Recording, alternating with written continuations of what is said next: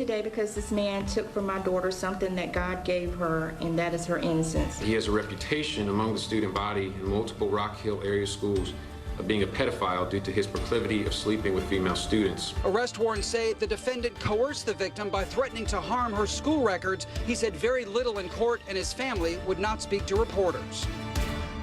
They are talking that piece about Kenneth Andrew Williams, the high school assistant principal, accused of having sex with a teenage female student.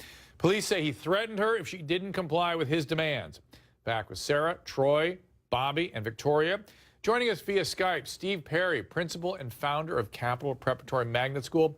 Steve, help us make sense of this. What do you make of this story?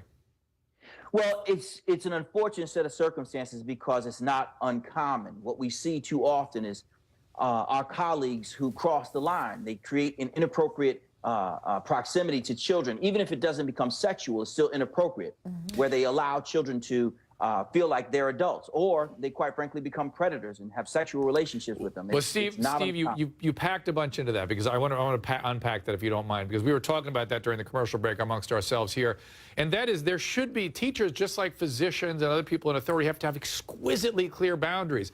The fact that this teacher goes out to dinner or visits a home of a parent of a student, that may not be explicitly against the rules, but that is now explicitly violating boundaries and should be, in my opinion, forbidden.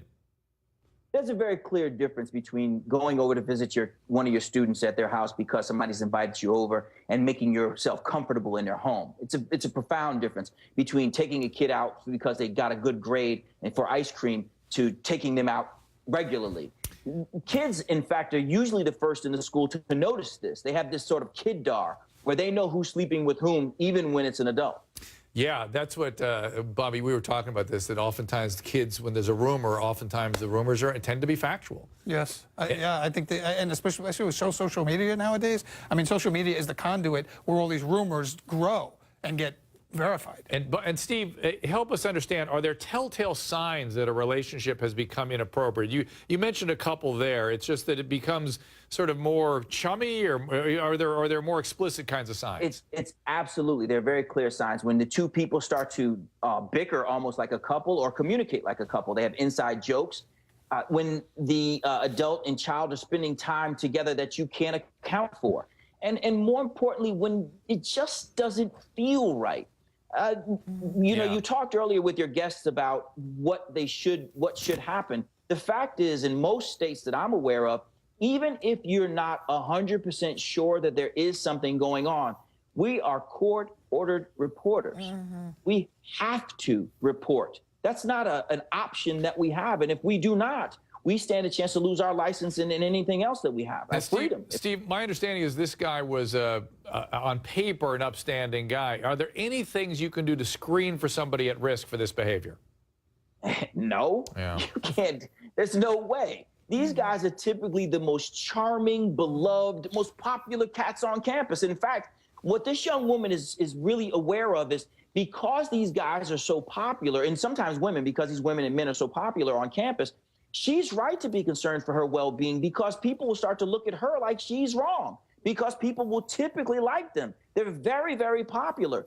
So she's right. It is a tough situation. No, you can't predict this. Victoria, do you want to add something to this conversation? I do. I wonder if he should have given her his number so that she could text him and talk about the fight that was coming up and the fight that he was going to protect her from. I mean, first of all, he was exchanging sex for doing his job, which was to protect the students. And then she got beaten up, and then all of a sudden she yelled out, "I don't want to be alone with that man." And that's when the cops started looking into it. But texting seemed to, you know, having that connection, that's just a no-no as well. Plus, and of course, it goes without saying that if you're the mother of this child, you certainly don't want to give this guy your keys to your house. Yeah, and I was explaining to these guys during the break, too, that something that happens, listen, I don't know this mom. I don't know what happened to this mom. I'm not saying anything about this mom or this alleged perpetrator. But people should be aware that when someone has been the victim of some sort of abuse in childhood, they become attracted to people and circumstances that are very much like the perpetrator and the circumstances in which they themselves were abused. It's something about our brains that it's called traumatic repetition. Repetition. We do that. It's in our brains. It's how it works. I wonder if this mom had been a victim of something herself and so was attracted to this victimizer. And of course, the victimizers, the perpetrators, smell this on people and they swoop in, they take full advantage of it. Thank you, guys. Next up, a teen cuts class and he ends up bloodied at the hands of his own father. Discipline or abuse? After this.